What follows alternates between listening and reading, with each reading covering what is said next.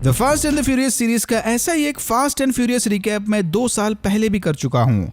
ये उसी का अपडेटेड वर्जन है, नए मूवी के डिटेल्स प्लस पुराने कंटेंट को थोड़ा और पॉलिश करके। तो कहानी की शुरुआत होती है सीरीज के 2 मेन कैरेक्टर्स यानी डोमिनिक और ब्रायन से। ये दोनों एक दूसरे की गाड़ी जीतने सड़कों पर इलीगल रेसिंग कर रहे थे, जिसमें ऑब्वियसली विन डीजल मतलब हमारे डोमिनिक भैया जीत गए।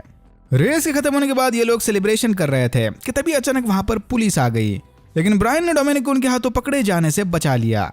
फिर ये लोग जाकर अपने प्राइवेट अड्डे पर पार्टी करने लगे और वहीं एक दूसरे के एकदम बेस्ट फ्रेंड्स बन गए। बट डॉम को यह नहीं पता था कि ब्रायन सीक्रेटली पुलिस के लिए काम कर रहा था। पुलिस को लगता है कि रिसेंटली होने वाली चोरियों में डॉम और उसके रेसिंग बडीज का हाथ है, इसीलिए पुलिस ने ब्रायन को अपना डबल एजेंट बनाकर डॉम की गैंग में शामिल कर दिया। फिर हमारी मुलाकात होती है डॉम की गर्लफ्रेंड लेटी से और यहीं हमें पता चला कि पहली मूवी से ही डॉम फैमिली और कार्स को लेकर कुछ ज्यादा ही सीरियस है। इसके बाद अगली वाली चोरी में ब्रायन भी डॉम के साथ चल दिया, पर देखते ही देखते सब कुछ उल्टा फुल्टा होने लगा और अपने पार्टनर की जान बचाने ना चाहते हुए भी ब्रायन को पुलिस बुलाकर उनकी मदद लेनी पड़ी और इसे बचाने के चक्कर में ब्रायन का भांडा भी फूट गया। इसके बाद डॉम और ब्रायन के बीच जबरदस्त झगड़ा हुआ। अब ये दोनों इस झगड़े को ड्रैग रेसिंग से सुलझाएंगे, ऑफ कोर्स, क्योंकि this is fast and furious. Racing के दौरान हवा करते वक्त डोमिनिक की गाड़ी ने पलटी मार ली। डॉम बच तो गया, बट तभी वहां पर पुलिस आ गई। दोस्ती की खातिर पुलिस से गद्दारी करके ब्रायन ने डॉम की वहां से भागने में मदद की और इसी के साथ अपना जॉब भी खो दिया।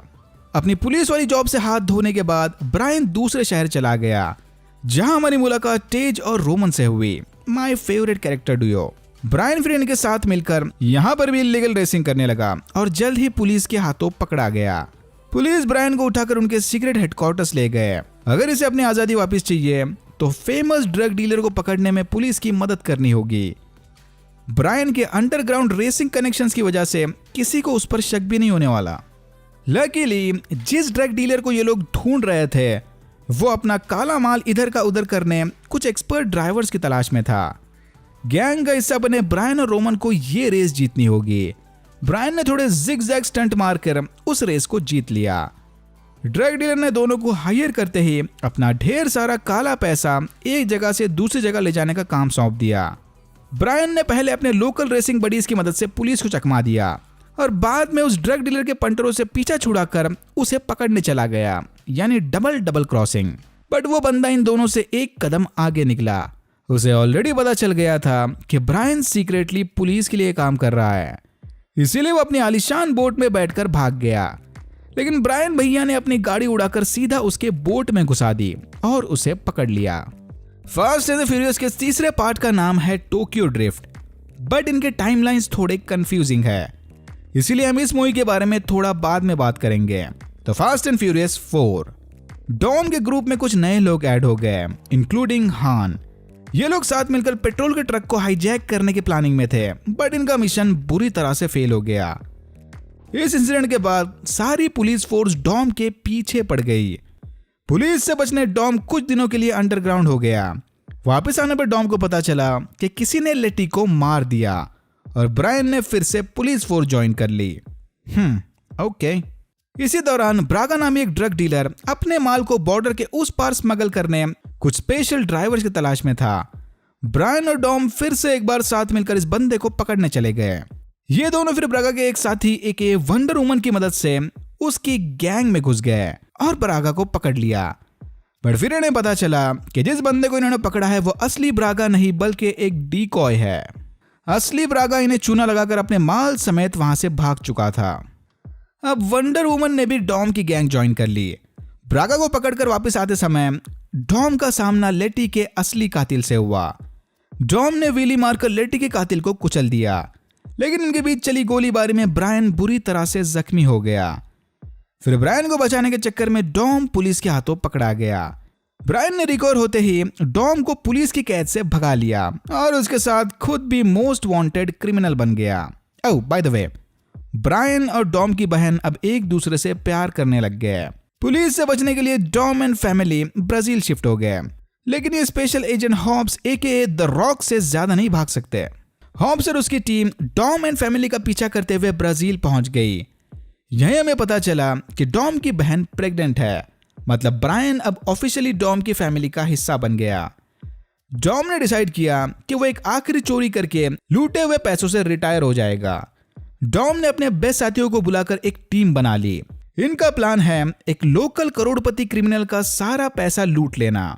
बट हॉब्स ने इनके प्लान पर पानी फेर लिया और सबको पकड़ लिया। उस करोड़पति क्रिमिनल ने चोरी का बदला लेने डॉम की गैंग समेत पुलिस पर भी गोलियां चला दी। यानी अब इससे निपटने डॉम और हॉब्स साथ मिलकर काम करेंगे। अपनी आजादी के बदले में डॉम की गैंग उस क्रिमिनल का सारा पैसा चुराकर पुलिस के हवाले कर देगी। ये चोरी भी कोई आम चोरी नहीं है। इस चोरी को अंजाम देने इन्हें एक बड़ी सी तिजोरी को गाड़ियों से बांधकर सड़क से खींचते हुए ले जाना होगा। और यहीं से fast and furious movies Rohit Shetty के इमेजिनेशन से भी आगे निकल गए।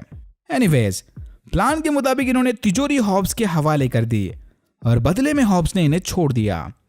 बट वेट, ऐसे कैसे ये लोग इतना सारा पैसा जाने देंगे? हॉब्स को फिर पता चला कि उसके पास जो तिजोरी है वो एकदम खाली थी। डॉम और उसकी टीम ने बीच में ही तिजोरी बदल दी और सारा पैसा लेकर भाग गए। इसके बाद डॉम की गैंग करोड़पति बन गई। हान भैया वंडर वुमन को पटा ले गए और बाकी सारे अलग अपने अपने रास्ते निकल पड़े। बट फिर हॉब्स ने इन्हें बताया कि लेटी जिंदा है। लेटी को वापस अपनी फैमिली में लाने सारे फिर से एक बार साथ आ गए। हॉब्स के कहने के मुताबिक लेटी ओवेन शॉ नामी एक क्रिमिनल के लिए काम कर रही थी। डॉम ने लेटी को ढूंढ तो लिया, लेकिन लेटी ने उसे देखते ही गोली मार दी। सो अपेरेंटली लेटी अपनी याददाश्त खो चुकी थी और उसे पुरानी जिंदगी के बारे में कुछ भी याद नहीं। लेकिन डॉम इतनी आसानी से हार नहीं मानने वाला। डॉम ने लेटी को फिर से एक बार ढूंढकर उसे रेसिंग के लिए चैलेंज किया। इसे लगा कि शायद साथ में रेसिंग करके लेटी की याददाश्त वापस आ जाएगी, बट ऐसा कुछ नहीं हुआ। लेटी फिर से ओवेन शॉ के लिए काम करने चली गई। शॉ की गैंग किसी सीक्रेट वेपन को चुराने की प्लानिंग में थे। डॉम की फैमिली लेटी को ढूंढते हुए यहां भी चली आई। फिर इनके बीच चली लड़ाई में डॉम ने वर्ल्ड क्लास लॉन्ग जंप मारकर लेटी को बचा लिया। यानी अब लेटी फिर से इनके फैमिली का हिस्सा बन गई। शॉ मौका देखकर यहां से भाग निकला। ये कार्गो प्लेन में सवार होकर देश छोड़कर भागने की प्लानिंग में था, लेकिन डॉम की फास्ट एंड फ्यूरियस गैंग ने शॉ के प्लेन को क्रैश कर दिया। लड़ाई के वक्त डॉम ने शॉ को प्लेन से नीचे फेंक दिया। यहीं पर हान की जान बचाने की खातिर वंडर वुमन ने अपनी जान कुर्बान कर दी। शॉ को रोकने के बदले हॉब्स ने डॉम और उसकी फैमिली के सारे गुनाह माफ कर दिए। लड़की खोने के बाद हान सबको छोड़कर टोक्यो चला गया। ओके, सो अब बात करते हैं टोक्यो ड्रिफ्ट की। वैसे तो Tokyo drift fast and furious series का 3rd पार्ट होना चाहिए, बट टाइमलाइन के हिसाब से it comes after fast and furious 6। Tokyo drift अपने आप में एक स्टैंड अलोन मूवी है, जिसका ओरिजिनल स्टोरी के साथ पहले तो कोई कनेक्शन नहीं था, बट बाद में पैसा कमाने के चक्कर में इन्होंने सब कुछ कनेक्ट कर दिया। यह कहानी है शॉन नामी एक स्ट्रीट कार रेसर की, जो वैसे तो गाड़ी एकदम बढ़िया चला लेता है, बट ड्रिफ्टिंग करने में एकदम कच्चा था। शॉन कुछ रीजंस के कारण टोक्यो जापान शिफ्ट हो गया, जहां के 99% स्ट्रीट रेसर सिर्फ ड्रिफ्टिंग ही करते थे। शॉन ने डिसाइड किया कि वो टोक्यो के बेस्ट ड्रिफ्ट रेसर को हराकर यहां का हीरो बन जाएगा। बट प्रॉब्लम यह था कि शॉन के पास रेसिंग के लिए गाड़ी नहीं थी। शॉन का जज्बा देखकर हान ने उसे अपनी गाड़ी ऑफर की, बट शॉन उस ड्रिफ्टिंग रेस में निहायती बुरी तरह से हार गया। फिर हान शॉन पर रहम खाकर उसे ड्रिफ्टिंग सिखाने ले गया। देखते ही देखते शॉन ड्रिफ्टिंग में एकदम मास्टर बन गया। तभी शॉन के अपोजिशन ने सीधा हान को स्ट्रीट रेस के लिए चैलेंज किया। हान ने यह चैलेंज एक्सेप्ट कर लिया। रेस के दौरान एक अननोन गाड़ी ने आकर हान की कार को टक्कर मार दी। देख के लग रहा था कि हान इस एक्सीडेंट में जलकर मर गया। फिर हान की मौत का बदला लेने शॉन ने अपने अपोनेंट यानी टोक्यो के ड्रिफ्ट किंग को रेस में हरा दिया और सबकी नजर में खुद हीरो बन गया। Okay, fast and furious 7। हमें पता चला कि ओवेन शॉ जिंदा है और अब उसका भाई डेकर्ड शॉ सबसे बदला लेने निकल पड़ा। हॉब्स की बैंड बजाकर उसे अस्पताल में भर्ती करा के शॉ हान से निपटने टोक्यो चला गया। यस, हान को टक्कर मारने वाली उस अननोन कार को डेकर्ड शॉ ही चला रहा था। FBI secret agent mister nobody ने डॉम को बताया कि गॉड्स आई नामी एक सॉफ्टवेयर की मदद से ये लोग शॉ को ढूंढ सकते हैं। अब से हम डेकर्ड शॉ को शॉ कहकर पुकारेंगे। बट अनफॉर्चुनेटली सॉफ्टवेयर डेवलपर को कुछ टेररिस्ट ने किडनैप कर लिया। अगर डॉम वो सॉफ्टवेयर और उसके डेवलपर को लेकर मिस्टर नोबडी के हवाले करता है तो बदले में वो शॉ को पकड़ने में इनकी मदद करेंगे। हर बार की तरह इस बार भी डॉम की फैमिली वन लास्ट टाइम एक साथ आकर उस सॉफ्टवेयर डेवलपर को छुड़ाने चले गए। टेररिस्ट की कैद से छूटते ही उस हॉट डेवलपर ने इन्हें बताया कि गॉड्स आई सॉफ्टवेयर अबू धाबी में एक सुपर कार के अंदर छुपाया हुआ है। डॉम और ब्रायन ने वो कार ढूंढ तो ली बट समय रहते वो सॉफ्टवेयर को गाड़ी से निकाल नहीं पाए। तो डॉम ने डिसाइड किया कि वो अब इस कार को एक बिल्डिंग से दूसरे बिल्डिंग में उड़ाकर लेकर जाएगा। यप, सही सुना। 2-3 बिल्डिंग्स कूदने के बाद आखिरकार डॉम ने वो सॉफ्टवेयर हासिल कर लिया। डॉम ने सीधा जाकर ये सॉफ्टवेयर FBI के हवाले कर दिया। वादे के मुताबिक मिस्टर नोबडी और FBI ने इन्हें सॉफ्टवेयर की मदद से शॉ का पता बता दिया। शॉ ने डॉम के स्वागत की पूरी तैयारियां कर रखी थी। डॉम की फैमिली गोलियों से बचने अपनी गाड़ियां लेकर भाग गए, लेकिन एक हथियारों से लैस ड्रोन इनके पीछे चला गया। हॉब्स हॉस्पिटल में बैठा ये सब लाइव टीवी पर देख रहा था। हॉब्स अपना प्लास्टर तोड़कर उसी हॉस्पिटल की एम्बुलेंस लेकर ड्रोन के पीछे चला गया। फिर हॉब्स ने इसी एम्बुलेंस की मदद से उस ड्रोन को उड़ा दिया। दूसरी तरफ डॉम और शॉ के बीच स्ट्रीट फाइट चली थी। डॉम ने टूटी हुई सड़क का फायदा उठाकर शॉ को हरा दिया। फैमिली भी बच गई और शॉ भी पकड़ा गया। Happy ending? Well, not so happy, क्योंकि ये मूवी पॉल वॉकर की आखिरी मूवी थी। Rest in peace. Common team ups वाले स्टोरीज दिखा दिखा कर ये लोग बहुत थक गए थे, तो इसमें इन्होंने डॉम को ही विलन बना दिया। वेल, टेक्निकली मूवी का असली विलन डॉम की एक्स गर्लफ्रेंड और उसके बच्चे को किडनैप करके उससे जबरदस्ती अपना काम करवा रहा था। हॉब्स ने एक अंडरकवर मिशन के चलते शॉ की जेल में जाकर उसे छुड़ा लिया। ये दोनों अब मिस्टर नोबडी के लिए साथ मिलकर काम करेंगे। इस बार भी मिस्टर नोबडी का ऑफर एकदम सेम है। डॉम साइफर नामी एक साइबर टेररिस्ट के लिए काम कर रहा था। अगर हॉब्स एंड शॉ ने डॉम और साइफर को FBI के हवाले कर दिया तो मिस्टर नोबडी दोनों के सारे गुनाह माफ करवा देगा। ये सुनते ही मानो हॉब्स एंड शॉ एकदम बेस्ट बडीज बन गए। डॉम साइफर से इंस्ट्रक्शंस लेकर रशियन न्यूक्लियर कोड चुरा रहा था। साइफर अपनी रिमोट लोकेशन से गाड़ियां हैक करके डॉम के इस काम में मदद करेगी। डॉम ने वो कोड तो चुरा लिए, बट तभी वहां पर हॉब्स एंड शॉ आ गए। डॉम ने शॉ को देखते ही उस पर गोलियां चला दी, लेकिन लेटी के सामने आते ही डॉम एकदम रुक सा गया, क्योंकि डॉम एक्स गर्लफ्रेंड के लिए अपनी करंट गर्लफ्रेंड को तो नहीं मार सकता ना। लेटी ने इसी मौके का फायदा उठाकर डॉम से वो कोड चुरा लिए, बट कुछ देर बाद ही डॉम के दूसरे साथी ने लेटी से वो कोड छीन लिए। डॉम की इस कोताही की सजा उसके एक्स गर्लफ्रेंड को मिली। साइफर ने उसे मार दिया। चुराए हुए कोड्स को लेकर साइफर रशिया की बर्फीली वादियों में चली गई। इन कोड्स की मदद से साइफर ने एक न्यूक्लियर सबमरीन को हैक कर लिया। हॉब्स डॉम की एक्सटेंडेड फैमिली के साथ साइफर को रोकने चला गया। यस, इधर भी ये लोग गाड़ियां ही चलाएंगे। दूसरी तरफ शॉ ब्रदर्स डॉम के बच्चे को बचाने विंग्स पहनकर साइफर के प्लेन में घुस गए। डॉम ने डेकार्ड को मारने का बस नाटक किया था। डॉम ने शॉ ब्रदर्स की मम्मी के साथ मिलकर कोई सीक्रेट डील कर ली थी, जिसके चलते अब ये दोनों भी डॉम के साइड हो गए। शॉ डॉम के बच्चे को बचाकर सुरक्षित प्लेन के बाहर ले आया। जैसे ही ये खबर डॉम को मिली, वो सब कुछ छोड़कर सीधा साइफर से निपटने चला गया। डॉम के अपने पास आता देख साइफर ने उस पर टारगेट ट्रैकिंग मिसाइल छोड़ दी। फिर डॉम ने अपने पिछले 8 मूवीज का ड्राइविंग एक्सपीरियंस दिखाकर उस ट्रैकिंग मिसाइल को घुमाकर वापस साइफर की सबमरीन पर मार दिया। न्यूक्लियर सबमरीन तो पानी में डूब गई, लेकिन साइफर मौका रहते यहां से भाग निकली। सब कुछ शांत होने के बाद हॉब्स ने कुछ दिनों के लिए टेम्पररी रिटायरमेंट ले लिया और डॉम की फैमिली में अब एक नया मेंबर ऐड हो गया, उसका और उसकी एक्स गर्लफ्रेंड का बच्चा। इसके बाद आई Fast and Furious spin off movie Hobbs and Shaw, जो कि अपने आप में एक स्टैंड अलोन फिल्म थी। पैसे का चक्कर बाबू भैया। इटियन नामी एक सीक्रेट ऑर्गेनाइजेशन ने ऐसा वायरस बनाया था जो दुनिया से सारे कमजोर इंसानों का सफाया कर देगा। फिर इटियन बचे हुए स्ट्रॉन्ग ह्यूमंस को अपनी एडवांस टेक्नोलॉजी की मदद से सुपर ह्यूमन साइबॉर्ग्स बनाकर दुनिया पर राज करने की प्लानिंग में था। इटियन इतनी पावरफुल ऑर्गेनाइजेशन है कि दुनिया भर की ऑनलाइन मीडिया इनके कंट्रोल में थी। इटियन के इस प्लान को रोकने के लिए CIA ने हॉब्स एंड शॉ को हायर किया। शॉ की बहन हैटी भी CIA की स्पेशल टीम का हिस्सा थी। वायरस को रोकने वाले इस मिशन के दौरान इटियन के बनाए cyborg Brixton AKA black Superman ने इन पर हमला कर दिया। ब्रिक्सटन और शॉ की बरसों पुरानी जाती दुश्मनी है। दुनिया को वायरस से बचाने की खातिर हैटी ने वो वायरस वाली कैप्सूल अपनी बॉडी में इंजेक्ट कर दी। इस कैप्सूल को बॉडी से बाहर निकालने वाली मशीन इटियन के हेडक्वार्टर्स में थी। फिर हैटी को बचाने की खातिर हॉब्स एंड शॉ ने इटियन HQ पर हमला करके वो मशीन चुरा ली, बट इस मिशन के दौरान वो मशीन टूट गई। मशीन के चोरी होते ही इटियन ने अपने पावर्स को यूज करके हॉब्स एंड शॉ को world wide most wanted criminal घोषित कर दिया। हॉब्स शॉ भाई बहन को लेकर अपने गांव चला गया, जहां हॉब्स के मुस्टंडे साथियों ने किसी तरह उस मशीन को ठीक कर दिया। इतना ही नहीं, ये लोग अपने प्राचीन हथियारों की मदद से ब्रिक्सटन की गैंग को भी रोकेंगे। ब्रिक्सटन के गांव पर हमला करते ही हॉब्स एंड शॉ ने साथ मिलकर उसे साइडलाइन कर दिया। समय रहते हैटी ने भी इस मशीन के जरिए अपने बॉडी से वायरस कैप्सूल निकाल ली। ये देखकर इटियन के डायरेक्टर ने ब्रिक्सटन को शट डाउन कर दिया और हॉब्स एंड शॉ को वार्निंग दी कि असली लड़ाई अभी खत्म नहीं हुई।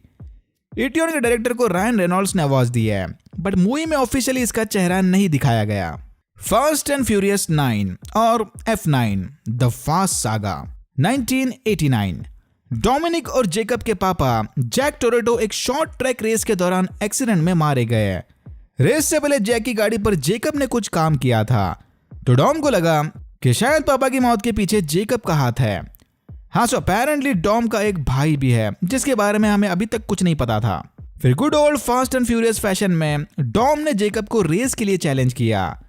रेस हारने के बाद जेकब को टाउन छोड़कर हमेशा हमेशा के लिए कहीं दूर जाना होगा। ऑब्वियसली जेकब वो रेस हार गया। प्रेजेंट टाइम में डॉम उसके बेटे ब्रायन और बीवी लेटी के साथ खुशहाल जिंदगी गुजार रहा था। यस, डॉम ने उसके बेटे का नाम बेस्ट बडी की याद में ब्रायन रख दिया। तभी हैकर रैम से रोमन और तेज ने आकर डॉम को बताया कि साइफर को पकड़ने वाले एक मिशन के दौरान किसी ने मिस्टर नोबडी के प्लेन पर हमला कर दिया। साइफर फिलहाल उस अननोन ग्रुप के कब्जे में थी। जैसे ही डॉम को पता चला कि शायद इसके पीछे जेकब का हाथ हो सकता है, वो फौरन इनकी मदद करने के लिए मान गया। Because family. जेकब की गैंग प्रोजेक्ट एरीज नामी एक डिवाइस के पीछे पड़ी थी जो दुनिया के किसी भी कंप्यूटर सिस्टम को हैक कर सकता है। इस मामले की छानबीन करते वक्त डॉम की फैमिली को एरीज का एक टुकड़ा मिला, बट जेकब की गैंग ने इन पर हमला करके वो टुकड़ा इनसे छीन लिया। डॉम की फैमिली किसी तरह बाल बाल बचकर भागने में कामयाब हो गई, thanks to FBI agent Michael. यहीं इन्हें पता चला कि प्रोजेक्ट एरीज का कनेक्शन हान के साथ भी था। यह सुनते ही लेटी और डॉम की बहन मिया सीधा टोक्यो चले गए। सरप्राइज सरप्राइज, हान जिंदा है। हान एल नामी इस लड़की की रक्षा कर रहा था। इसके बारे में हम आगे बात करेंगे। जेकब उसके पार्टनर ऑटो के साथ मिलकर इंग्लैंड में प्रोजेक्ट एरीज का दूसरा टुकड़ा ढूंढने चला गया। इन्होंने साइफर को किडनैप करके प्रोजेक्ट एरीज के दूसरे हिस्से की लोकेशन पूछ ली थी। डॉम ने शॉ की मां के थ्रू जेकब की लोकेशन पता कर ली और अपने साथियों के साथ मिलकर चोरी के दौरान जेकब को पकड़ लिया। दूसरी तरफ रोमन और तेज रॉकेट कार बनाने वाले से मिलने चले गए। लेटी और मिया हान को लेकर सीधा अपने अड्डे पर चले आए। यहां पर सारे हान को जिंदा देखकर काफी हैरान थे।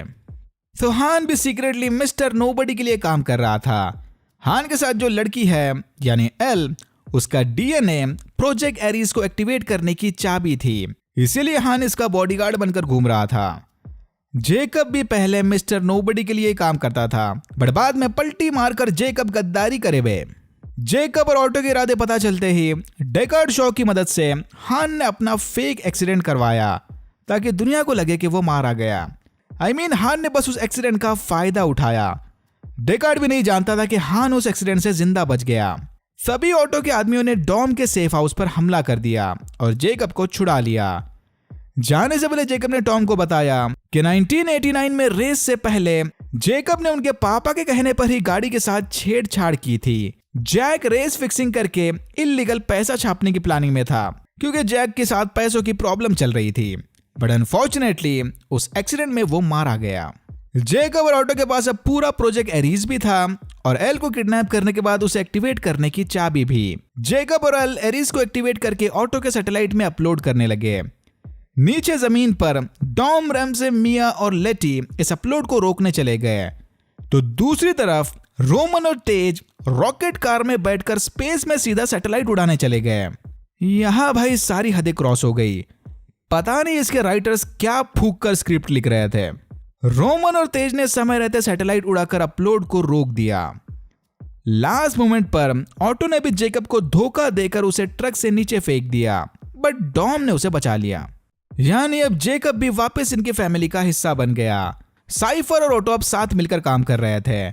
साइफर ने ड्रोन के जरिए डॉम को मारने की कोशिश की, बट एक्सीडेंटली ऑटो को ही मार दिया। डॉम ने ट्रक से साइफर का ड्रोन गिरा दिया, बट इस बार भी साइफर इनकी पकड़ से भाग निकली। जेकब से सच सुनने के बाद डॉम ने उसे माफ कर दिया और खुद अपनी गाड़ी देकर वहां से भागने को कहा। रोमन और टेज भी इंटरनेशनल स्पेस स्टेशन की मदद से वापस धरती पर चले आए। एंड सीन में सारी फैमिली इंक्लूडिंग टोक्यो ड्रिफ्ट वाला शॉन फिर से एक बार बैठकर मस्त बारबेक्यू पार्टी कर रहे थे। इस बार ब्रायन की सीजीआई शक्ल दिखाने के बजाय इन्होंने बस उसकी गाड़ी दिखाई कि हाँ, इस यूनिवर्स में ब्रायन अब भी जिंदा है। मिड क्रेडिट सीन में हमने देखा कि हान डेकार्ड शॉ से मिलने चला गया। शॉ हान को जिंदा देखकर काफी हैरान था। और यहां होता है फास्ट एंड फ्यूरियस 9 खत्म। तो फास्ट 10 देखने से पहले इतनी इंफॉर्मेशन काफी है। मे बी इसके और 3 मूवीज आएंगे। जिस हिसाब से राइटर ने स्पीड पकड़ी है, लगता है फास्ट 12 आते आते फास्ट एंड फ्यूरियस में भी मल्टीवर्स घुस जाएगा। Alright, that's it for now. अगर आपको वीडियो अच्छा लगा तो please like, share and subscribe for more videos like this. मैंने ऐसे और भी वीडियोस बनाए जिनके लिंक्स आपको डिस्क्रिप्शन बॉक्स में मिल जाएंगे। Thank you very much for watching and I'm hoping to see you in my next one.